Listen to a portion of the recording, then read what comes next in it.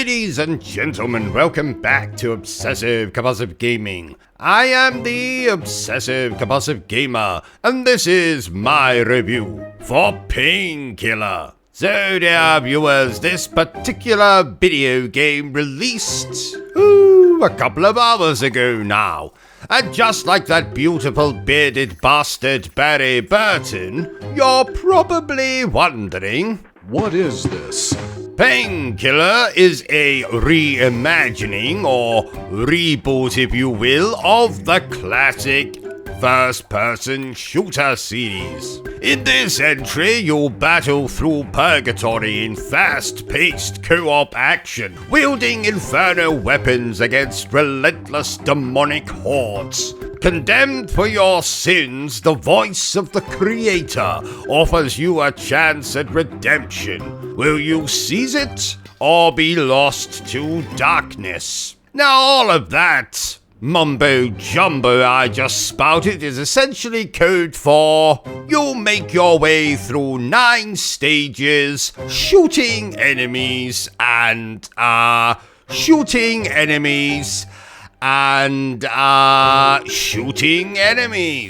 So let's review this video game the only way I know how, badly. And let's start with what I enjoyed about Painkiller. Being a fan of first-person shooter video games, I must say that I enjoyed very much the gameplay for Painkiller. Being able to jump, dash, use a hook shot, as well as an arsenal of weaponry to take down enemies. 'Twas rather enjoyable. The gameplay very much reminded me of something like Doom Eternal, or Doom Eternal.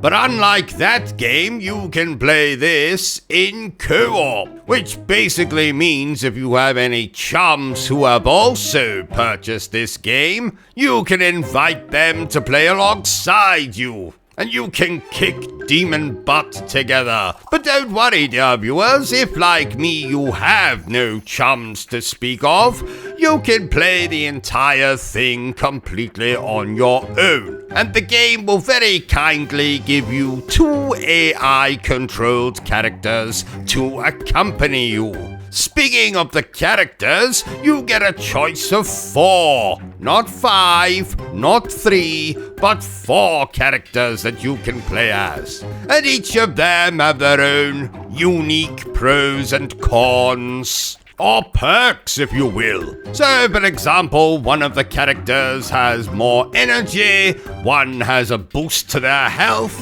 one has a boost to their power, and the other one has a boost to their damage. Which I assume is the same thing as power, just a different word. And it's not just this game's campaign you'll be able to take on alongside your chums or solo. There's also something called the Rogue Angel mode, which is essentially a kind of sort of randomized roguelite kind of mode. I didn't spend very much time playing it because, being the story-focused gamer that I am, I chose to play through and dedicate all of my time to the campaign. But that's an extra move there if that's up your alley. But if you choose to focus solely on the campaign like me, you can expect it to take you anywhere from 4 to maybe 5 to maybe even 6 hours, depending on what difficulty you choose to play on, as well as if you choose to play with chums or on your lonesome. But don't be ashamed if you have to play the game solo. There's absolutely nothing wrong with playing with yourself solo. I mean, let me I'll rephrase it.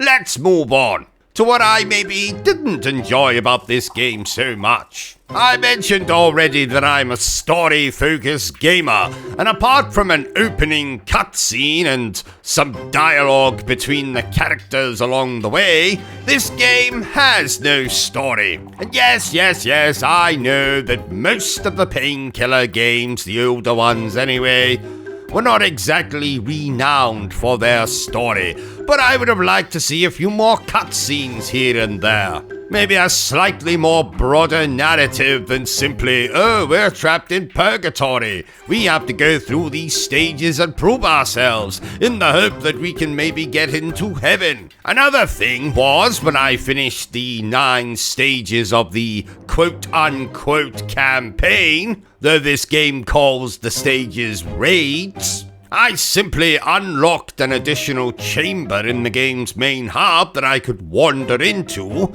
I wandered into said chamber, had a conversation with who I presumed was this game's main villain, but maybe he isn't, and he basically told me to replay the missions on a harder difficulty, and that was it. No credits, no ending cutscene, no climactic final boss fight. Nothing. Just some nonsense about playing the game again on the hardest difficulty, which is not something I really fancy doing, especially because I played the game solo. But I suppose the game is simply going to come down to this. Do you enjoy playing first-person shooters? You do? Then you'll probably enjoy this game. But if you're looking for something a little more epic in scale, a little more story-focused like Doom Eternal, which I've mentioned a couple of times already, or something like Wolfenstein, then this might not be the perfect first-person shooter for you. Regardless of that, though, I declare that Painkiller is pretty good. So there you have it, ladies and gentlemen, my review for Painkiller.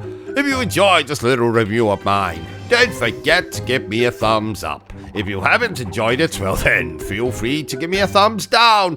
But please remember the single most important thing I always tell you, dear viewer, and that is to always stay obsessed with gaming. Are you still here? Oh, you must have really enjoyed this video then. In that case, you had better subscribe to the channel and check out our other content. Otherwise, you're a booby pants, and no one wants to be a booby pants.